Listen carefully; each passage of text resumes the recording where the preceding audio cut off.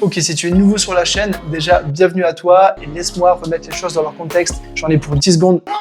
Au moins, tu vas tout comprendre. Le 26 septembre 2021, je lance la série Dans ma prise de masse. Le but, c'est de booster mes progrès et d'amener et de documenter du contenu sur la prise de masse, vraiment du contenu complet où je vais tout expliquer, mon entraînement, ma nutrition, ma récupération, mes échecs, mes perfs, bref, t'as compris. L'autre objectif de cette série, c'est aussi d'accroître ma crédibilité en tant que coach, aussi bien au niveau des physiques, mais aussi des connaissances. Et bien sûr, si vous me connaissez un peu, j'adore la muscu, les vidéos, rencontrer des gens, bref, c'était la série qu'il fallait que je fasse. Et là, 2 ans après, c'est donc le moment de vous montrer ma transformation sur 2 ans de prise de masse.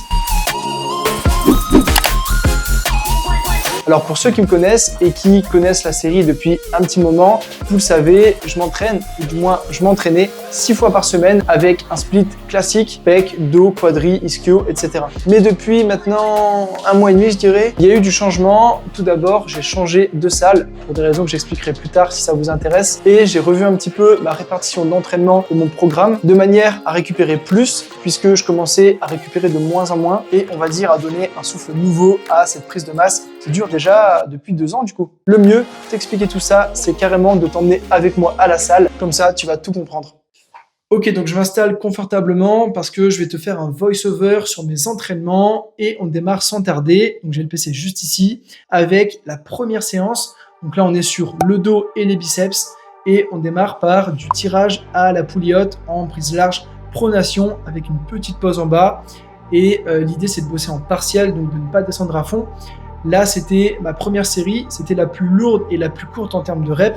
Mais en tout cas, je mets tous les détails des séries et des exercices avec les temps de repos directement à l'écran. Deuxième exercice, on est donc sur un tirage horizontal avec le buste supporté. Donc là, c'est du guidé, donc c'est très intéressant pour aller vraiment chercher un bon étirement et une bonne contraction du dos. Et là, on va plus bosser le haut du dos avec notamment les trapèzes moyens et les rhomboïdes. Ensuite, j'enchaîne sur du tirage à la poulie basse en prise neutre. Donc là, l'idée, encore une fois, c'est de compléter les 2 premiers exos, de changer d'angle de travail. Et là, je vais marquer également une petite pause en fin de mouvement pour accentuer la contraction. Donc, focus grand dorsal et épaisseur du dos. Là, c'est un petit peu un mix, on va dire, puisque je ressors bien la poitrine et je cherche à resserrer les omoplates. Et bien sûr, on utilise le rest pause pour bien forcer. Vous savez, peut-être si vous me suivez, j'adore me fixer des objectifs de séance et donc aller jusqu'à l'objectif de répétition sur chaque série. Ensuite, du tirage à un bras à la poulie haute. Donc là, c'est plus un exo de finition, on va dire, où je vais bosser en unilatéral, ce qui va me permettre d'avoir plus d'amplitude, aussi bien en contraction qu'en étirement. Et donc, l'idée aussi, c'est de toucher le grand dorsal pour mieux le ressentir. Donc là, bien sûr, il n'y a plus beaucoup de force. Après, autant d'exos pour le dos, c'est pourquoi on bascule directement sur du pullover. Là, l'objectif, c'est de bosser en isolation sur le grand dorsal avec ce qui nous reste de force, on va dire. Donc j'utilise la corde, j'ai les meilleurs ressentis avec la corde en tout cas. Et je vais finir sur des reps partiels avec du rest pause pour vraiment aller chercher une intensité maximale et essayer d'exploiter au mieux ma série. En sachant que sur ces types d'exos, sur les exos d'isolation qui sont vraiment en fin de séance, je ne vais pas forcément toujours compter le nombre de reps, mais je vais des fois bosser jusqu'à l'échec. On bascule ensuite sur le travail des biceps et on est donc sur du curl marteau à la corde et donc à la poulie basse. Donc là, l'idée pour moi, c'est vraiment de cibler au maximum le brachial antérieur qui est, on ne peut pas dire un point faible, mais en tout cas qui est, on va dire quand même en retard chez moi. Donc j'effectue un mouvement qui est bien strict, vous le voyez, avec un dos qui reste bien droit et on est uniquement sur une flexion tout simplement de l'avant-bras sur le bras. Et quand j'en peux plus, bien sûr, j'arrête ma série après avoir fait des reps partiels et du rest pause. Et pour finir, le dernier exo de la séance, c'est du curl araignée où là on a le coude en avant du corps, donc on cible un peu plus la courte torsion, mais toujours le brachial avec cette fois-ci une prise supination. Donc ça complète parfaitement le travail qu'on a fait juste avant. Et à ce stade-là de la séance, ça commence à être très compliqué, je vous le cache pas, mais en tout cas, on se donne à fond. On passe maintenant sur la deuxième séance, la séance pec, triceps, et on démarre par du développé couché aux haltères. Comme je vous l'ai dit dans les précédents épisodes, j'ai délaissé un petit peu la barre pour me concentrer aux haltères en raison d'une tension au niveau de l'épaule avec la barre. Donc là, on est sur un top 7 et l'objectif pour moi, c'est de pousser la série, du moins cette première série, au maximum. Ensuite, de la chest press, où là, l'idée, c'est de bosser sur un angle un petit peu différent, puisque si on regarde bien, en fait, je bosse avec les fesses qui sont bien avancées au niveau du siège, et donc ça me permet d'avoir un angle un peu décliné, donc j'ai un meilleur recrutement des pecs, je cible un peu plus le bas des pecs, et j'ai aucune douleur, et je me sens très bien en faisant ça. Troisième exercice, on est donc sur des écartés au poulie vis-à-vis, et là, c'est ce qu'on appelle un exo à forte tension de contraction. Donc c'est intéressant, après avoir fait 2 développés, de faire de l'isolation, puisque tout simplement on a en général plus de force ou plus trop de force pour refaire un 3e développé qui va être rentable. Donc on est sur la série plus longue, de la congestion, et ce qu'on veut c'est mettre du volume sur les pecs en essayant de garder une bonne posture. Vous le voyez, il y a du rest-pause, ça force et c'est ce qu'on veut. Ensuite, des écartés, cette fois-ci au butterfly. Donc là, on a une forte tension d'étirement. Du coup, ça complète parfaitement le premier exercice. Et ça me permet d'ajouter encore du volume sur les pecs, puisqu'on en a tout simplement jamais assez. Donc, on finit par du partiel et bien sûr, on se donne à fond jusqu'au bout.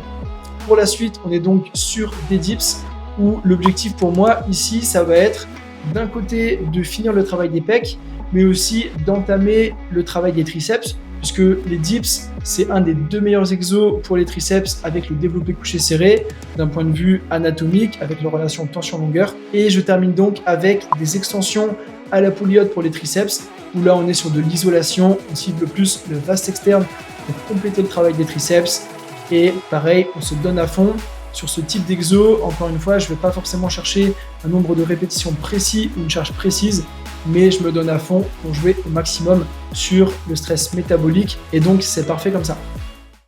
Vient maintenant le tour de la séance cuisse, la fameuse, et là on démarre sur du hack squat, où l'idée c'est que en fait j'ai une grande stabilité et je réduis les facteurs limitants que je pourrais avoir sur un squat classique, qui sont donc le gainage, le souffle dans une certaine mesure, la technique bien sûr. Donc là entre guillemets c'est que mes cuisses qui poussent, et ça me permet de ne pas me mettre de tension au niveau du dos, du moins de la réduire vraiment. Et pareil au niveau des genoux, je me sens très bien sur cet exercice, donc je force bien. Là c'est la première série, on est en série assez courte, et vous pouvez voir donc la manière dont je vais forcer, l'intensité encore une fois, c'est super important.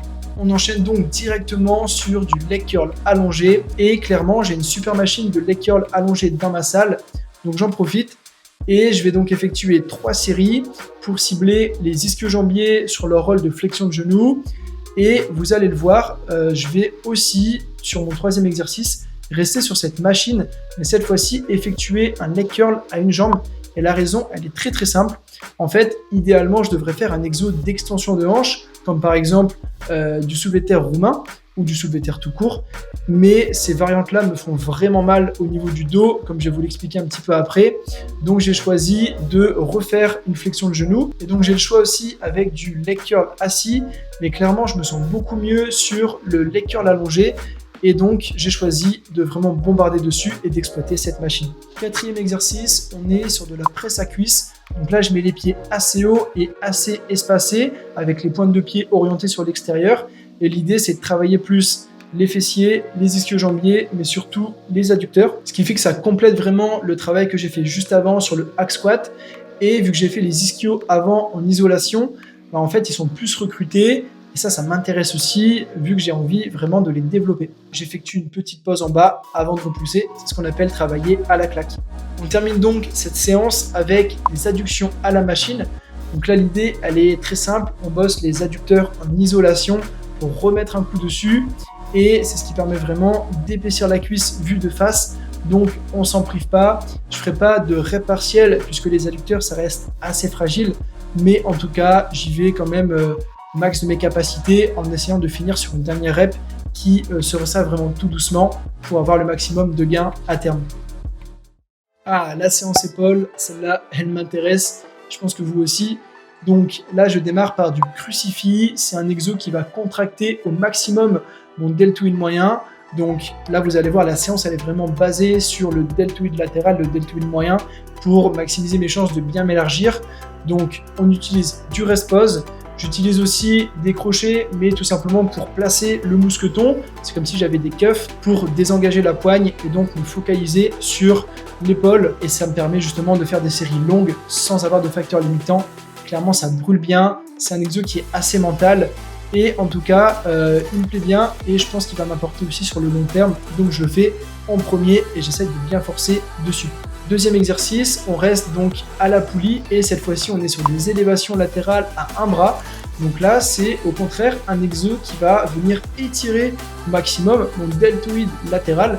Donc ça va compléter parfaitement le crucifix et je le fais donc à un bras pour me concentrer sur chaque bras.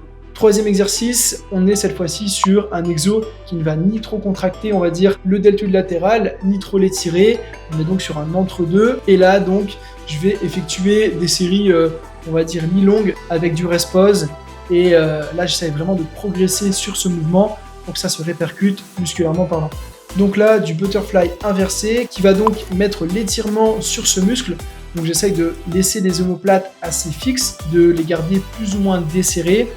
Et ça, c'est mon premier exo où j'essaye de mettre quand même assez lourd. On est sur des fourchettes de reps qui sont variables. J'ai une série plutôt lourde et 2 autres séries un peu plus longues où on cherche à travailler de manière complémentaire encore une fois. C'est pourquoi en deuxième exo pour ce faisceau, on est donc sur de l'oiseau au poulie vis-à-vis où là le but c'est de mettre vraiment l'accent sur la contraction. Donc on termine vraiment avec le bras en oblique. On utilise du rest pause bien sûr, on fixe les coudes pour essayer de désengager les triceps et c'est un très bon exo qui en plus me fait bien congestionner, donc je bombarde dessus. On finit cette grosse séance épaules quand même avec du développé militaire aux haltères, simplement 2 séries où mon but c'est de remettre un coup sur le deltoïde moyen comme s'il n'en avait pas encore eu assez et j'essaye bien sûr ici de surcharger progressivement, c'est-à-dire de mettre de plus en plus lourd chaque semaine. On termine donc par la dernière séance de la semaine. Donc là c'est une séance qui est beaucoup plus light, vous allez le voir. Et en fait, c'est aussi la séance qui me permet de souffler un petit peu. On est donc sur les mollets. On démarre avec des extensions de mollets à la presse horizontale. Donc là, le but, c'est de bien descendre le talon et bien sûr de bien remonter. Je mets une petite pause pour accentuer l'étirement sans rebondir sur le tendon d'Achille et une petite pause en haut pour mettre l'accent sur la contraction. Les mollets, vous le savez, c'est pas mon point fort. C'est pour ça aussi que je les fais en début de séance et que je les isole vraiment à part pour les faire à fond. On enchaîne avec des mollets assis. Et là, clairement, donc c'est pour ça que c'est bien de se filmer aussi, on voit que je ne monte pas assez, alors que justement, j'ai l'impression de monter suffisamment. Donc, un petit point à corriger pour moi dans les prochaines semaines, dès la semaine prochaine même. Mais en tout cas, dites-vous bien que si vous voulez mettre le plus de chances de votre côté de développer un muscle, il faut l'étirer et le contracter de manière optimale. Les mollets assis me permettent de travailler plus le solaire. Donc ça complète parfaitement le premier exercice où j'ai les jambes tendues, qui lui donc travaille plus les jumeaux. Je mets les mains sur les mollets pour les dernières répétitions, histoire de vraiment bien les ressentir. Ça améliore ce qu'on appelle la connexion cerveau-muscle tout simplement. Puis je m'attaque au travail des abdos à la suite des mollets. Donc là, c'est pas hyper bien filmé, je m'en excuse, mais au moins ça vous montre que c'est pareil pour tout le monde. C'est pas toujours simple de trouver des bons angles par rapport aux machines et tout qui sont dans la salle. Donc je fais un bicep, donc un enchaînement sans temps de repos de 2 exos pour les abdos. Le premier, c'est de la planche, comme vous l'avez vu, avec les mains loin devant pour travailler donc le transverse. Et le deuxième, ce sont des enroulements de bassin sur chaise romaine. Et donc là, le Bosu, que j'ai d'ailleurs la chance d'avoir dans ma salle, permet de creuser le dos et de bien enrouler le bassin et donc de contracter au mieux le bas des abdos. Troisième exercice pour les abdos, on est sur un crunch à la machine avec un mini-temps de contraction en fin de mouvement, donc une demi-seconde d'isométrie. Là, l'idée, c'est de bosser un peu plus le haut des abdos et de les finir tout simplement. Puis, dans cette séance, et c'est pour ça que je vous disais qu'elle me permet de récupérer par rapport aux 6 séances que je faisais donc en temps normal et durant cette série dans ma prise de masse. Cette 5e séance, c'est aussi le moment où je travaille mon souffle et où, en faisant du cardio, j'accélère ma récup pour la semaine d'après tout simplement. Donc je fais en général 15 minutes de vélo elliptique et 15 minutes de rameur, mais ça peut changer selon mes envies. Et en tout cas, même si c'est une séance qui peut paraître light sur le papier, vu que je force bien sur les autres séances, ça me permet encore une fois de souffler un petit peu et en tout cas, j'y trouve parfaitement mon équilibre. Voilà donc pour la présentation de mon entraînement. On reprend donc la vidéo. Alors bien sûr, l'entraînement, c'est le nerf de la guerre, mais l'autre nerf de la guerre, on va dire, c'est la nutrition. Et pour bien comprendre ce que je mange, combien de calories je consomme, quelle est ma répartition en termes de macronutriments, je vais t'emmener cette fois-ci avec moi dans mon assiette. Ok, donc on attaque avec le petit déjeuner. Donc là, j'ai 3 œufs avec 30 g de fromage et 210 g de pain complet. Et un peu plus là-bas, on a à peu près 150 g de purée de fruits avec 15 g d'amandes et 5 g de créatine. Et bien sûr, j'ai un café, histoire vraiment d'avoir un bon petit déjeuner. Pour ce deuxième repas de la journée, on est donc sur 160 g de riz thaï pesé avant cuisson, 150 g de poisson blanc, donc là c'est de la morue, et une bonne dose de légumes. Donc là on a des carottes et de la salade. Au niveau des légumes, je suis assez généreux, c'est très peu calorique, donc on peut y aller. Et pour accompagner le tout, on a donc du jus de citron, une pincée de sel, une cuillère à soupe d'huile d'olive et bien sûr de l'eau en mangeant. Et donc à la fin du repas, j'ai aussi le multiminéral. Donc c'est simplement une petite dosette. Donc voilà pour le complément du midi. Repas numéro 3 et on arrive donc sur la collation. C'est, je pense, le repas préféré de ma journée. Avec donc de l'avoine en poudre. Ici on a 140 g. Accompagné d'une dosette de whey, donc 30 g de whey. Là, c'est la whey Harder de chez Fitness Boutique, donc la meilleure whey du marché. Elle nous vient bien sûr de notre sponsor Fitness Boutique Calais, qu'on remercie beaucoup. Et si vous voulez plus d'infos pour avoir des réductions notamment, ça se passe sur Instagram. Une banane et 30 g de noix de cajou pour aujourd'hui, pour avoir une source de lipides.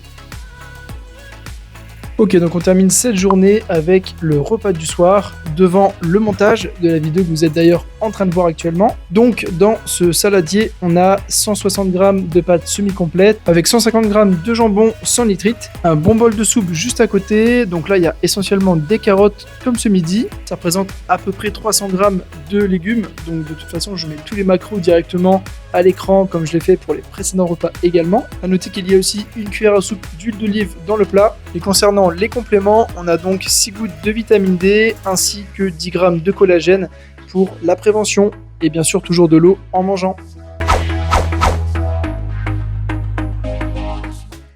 J'avais annoncé il y a à peu près 3 mois certains objectifs en termes de performance, puisque comme vous le savez peut-être, si vous arrivez à augmenter vos performances en série moyenne sur plein d'exercices, vous allez clairement prendre du muscle. C'est le principe de la surcharge progressive. En gros, si vous êtes à 10 fois 60 kg au développé couché et que vous passez à 10 fois 80 kg, vous allez clairement prendre des pecs, sous condition de bien faire son mouvement et que ça nous recrute bien les pecs, bien sûr. Et donc, j'avais des objectifs sur le développé couché à la barre, le soulevé de terre roumain, les tractions ainsi que le curl incliné. Et comme vous l'avez peut-être vu, je ne fais plus aucun de ces 4 exercices dans mon programme. La raison, elle est toute simple, c'est qu'au développé couché, je commence à avoir une petite douleur à l'épaule. Au niveau du soulevé de terre roumain, j'avais clairement de grosses tensions au niveau du dos qui s'accumulaient et même courir 10 minutes, ça devenait très compliqué. Donc je préférais arrêter avant de me faire vraiment mal. Au niveau maintenant du curl incliné, j'avais une tension et je l'ai toujours un petit peu d'ailleurs au niveau de l'avant-bras. Et ça, clairement, ça m'handicapait sur le mouvement. Donc, j'ai préféré, pareil, ne pas prendre de risques. Et au niveau des tractions, c'est un simple choix stratégique, on va dire,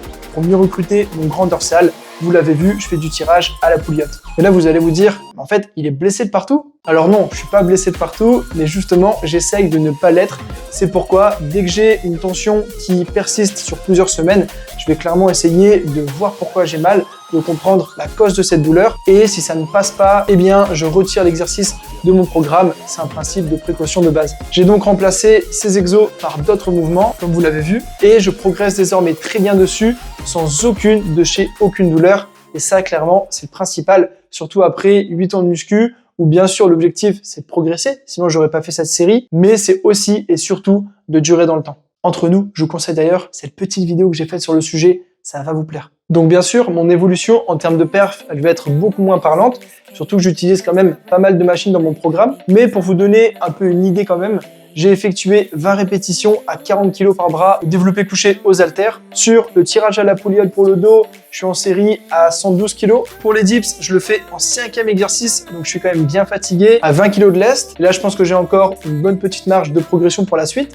Pour les épaules, je suis à 30 kg en série, en 6e exercice. Donc bien sûr, c'est pas facile non plus. Et pour le hack squat par exemple, même si c'est pas vraiment parlant, je suis en série à 120 kg, voire même à 125 pour cette semaine. Mais ce que je veux dire par là, c'est que c'est très bien d'augmenter ses performances de vouloir vraiment exploser sur des exos principaux comme le développé couché, le squat, le soulevé de terre. Mais à terme, ça vous met clairement des tensions et ça peut vous conduire à des blessures. Alors plutôt que de vouloir passer un 10 à 120 au développé couché en m'obstinant malgré une douleur à l'épaule, j'ai préféré être plus sage, me rabattre sur les haltères, sur une machine, faire un peu plus d'isolation par exemple. Au lieu de viser 10 répétitions à 140 kg au squat, j'ai préféré faire du hack squat où je sécurise plus mon dos et où mes genoux se portent pour le mieux. Et clairement, musculairement, la progression est au rendez-vous puisque ce qui compte, comme on l'a dit, c'est de surcharger progressivement, peu importe le mouvement que vous faites. On est d'accord, il y en a qui sont plus efficaces que d'autres, mais ça, c'est encore un grand débat.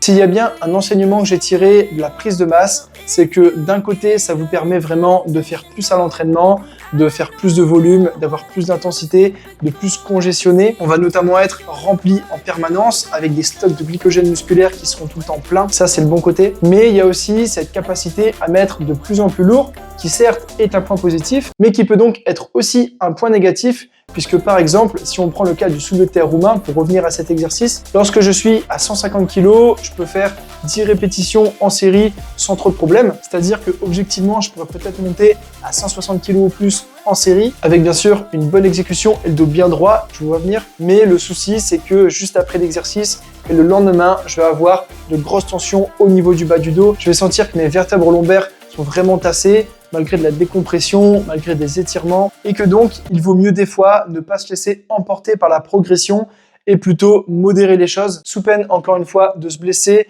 Et si ça vous arrive, bon courage. Merci. Le deuxième enseignement, c'est que, en effet, c'est super de progresser et de vraiment prendre du muscle, mais si votre but est aussi le côté esthétique, vous allez clairement développer des points faibles. Si on reste sur le cas du développé couché, ça va être génial. Vous allez prendre des pecs, des triceps, des épaules. Mais si vous faites un focus principal sur cet exercice, vous allez potentiellement délaisser certains muscles qui se développent moins rapidement que d'autres s'ils sont en point faible. En prise de masse, on a envie de mettre lourd, de bombarder. You're supposed to concentrate through that.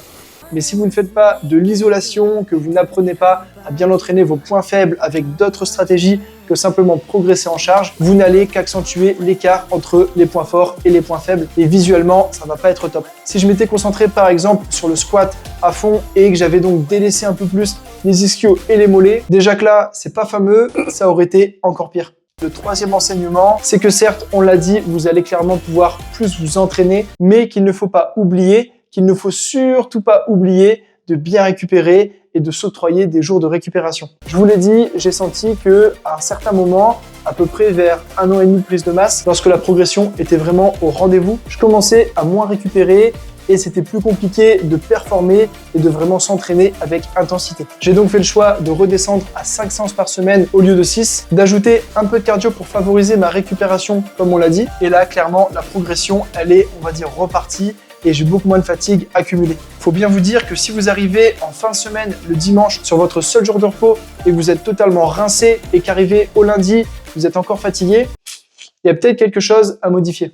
Enfin, le quatrième enseignement, oui, ça s'arrête pas à 3. Et en réalité, il y en aurait bien plus, mais ça ferait une vidéo de 3 heures. C'est qu'en prise de masse, l'objectif, ce n'est pas tout le temps de prendre du poids. On le répète, mais prise de masse musculaire, ça veut dire prendre principalement du muscle.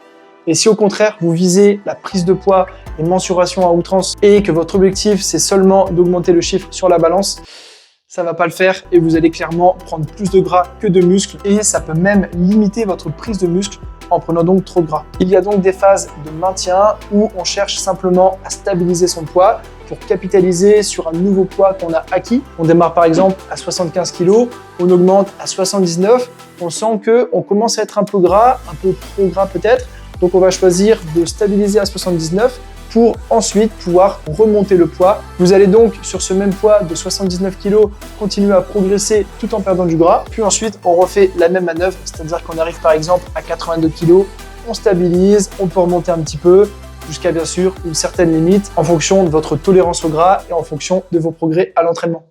Ok, on arrive maintenant au moment fatidique. C'est le moment de voir ma transformation, mon évolution physique et donc de voir si j'ai vraiment progressé ou si tout ça n'était que mensonge. Et pour ça, bien sûr, je vous montre directement la comparaison entre le jour numéro 1, donc les débuts, après 6 mois, 1 an et enfin 2 ans de prise de masse.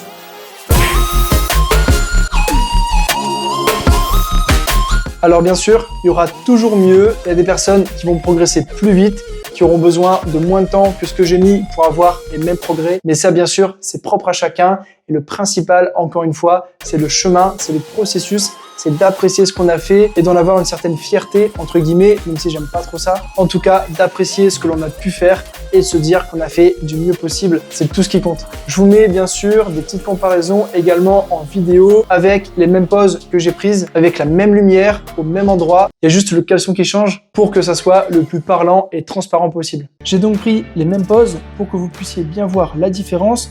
Donc bien sûr, je suis moins sec, mais je suis surtout plus massif, ce qui est évidemment le but premier de la prise de masse. Petite comparaison également entre les débuts et les 2 ans de prise de masse. Donc un gros changement. Idem pour la pose de dos, où il y a plus d'épaisseur et de largeur. Et comparaison 1 an vs 2 ans de prise de masse, où j'ai pris en masse en général. Et on finit sur une petite pose du haut du corps avec les épaules et bien sûr les cuisses, très important. Ce qu'il faut vous dire aussi les gars, c'est que quand vous êtes en prise de masse et que vous prenez en photo, en vidéo, en fait c'est assez insidieux parce que vous n'allez pas vraiment voir les progrès vu que vous prenez du gras aussi. Ça masque, on va dire, beaucoup la définition musculaire et des fois vous pouvez même vous dire mais en fait sur tant de mois ou sur tant d'écart entre 2 photos, entre 2 vidéos, j'ai pas forcément beaucoup progressé. Alors que si, donc ce qu'il faut c'est trust the process comme disent les Anglais. On fait confiance en la magie du processus et vous allez voir que quand vous allez perdre un peu de poids par la suite, ça va être super. Surtout aussi que là, on parle de 0,5 cm de bras en plus. Il y a un peu de tour de taille en plus aussi. Les cuisses, elles n'ont pas non plus doublé. Donc, les progrès sont moins flagrants, mais ils sont là quand même.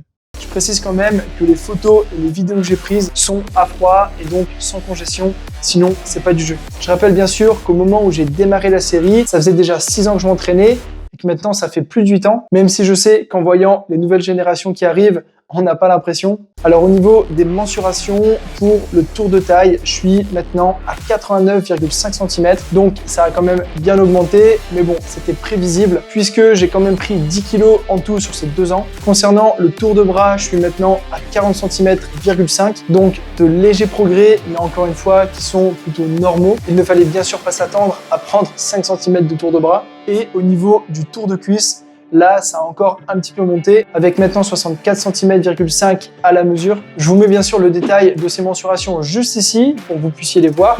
C'est quand même un peu plus parlant et ça peut vous permettre aussi de vous comparer un petit peu, même si bien sûr le but c'est pas de trop se comparer, mais surtout de se référer à soi. Au niveau du poids, j'ai donc pris 10 kg en 2 ans et bien sûr ce qu'on remarque c'est que la première année j'avais pris beaucoup plus de poids, un peu plus de 7 kg contre du coup 3 kg seulement pour cette deuxième année, ce qui est donc logique puisque plus on progresse, plus c'est dur de progresser. On est donc passé d'un ratio taille-poids plus ou moins, taille plus 1 pour être exact, à taille plus 11, donc 1m73, 84 kg, qui est selon moi un bon ratio quand on est naturel et qu'on est donc en prise de masse et plus précisément au pic de sa prise de masse, même si bien sûr ça dépend de chacun encore une fois. J'ai bien sûr pris du gras, mais j'ai aussi pris pas mal de muscles. Les performances ont bien augmenté, même si comme on l'a dit, c'est compliqué de garder les mêmes exos sur un temps aussi long, puisqu'il faut tout le temps personnaliser son programme selon les petites douleurs, etc.